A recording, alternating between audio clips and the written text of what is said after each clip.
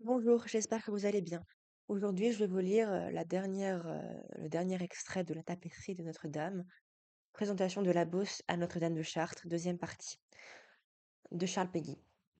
Un homme de chez nous, de la glèbe féconde, a fait jaillir ici d'un seul enlèvement, et d'une seule source et d'un seul portement, vers votre Assomption, la flèche unique au monde.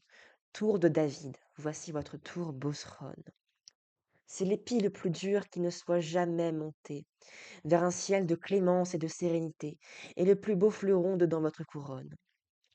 Un homme de chez nous a fait ici jaillir, depuis le ras du sol jusqu'au pied de la croix, plus haut que tous les saints, plus haut que tous les rois, la flèche irréprochable, et qui ne peut faillir.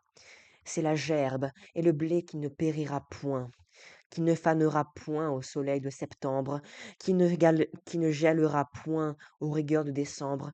C'est votre serviteur et c'est votre témoin.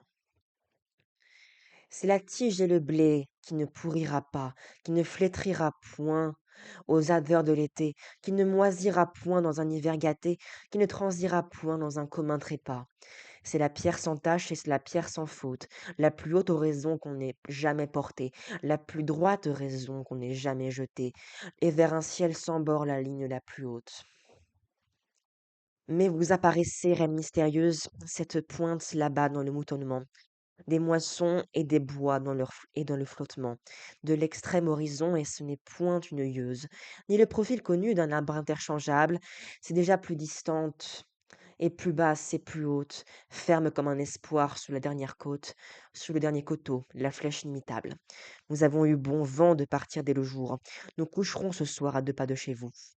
Dans cette vieille auberge où pour 40 sous, nous dormirons tout près de votre illustre tour.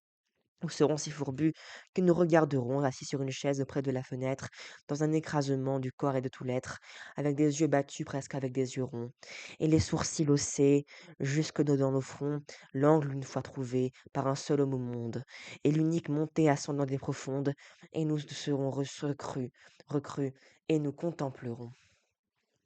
Merci d'avoir regardé cette vidéo. Je vous dis à bientôt.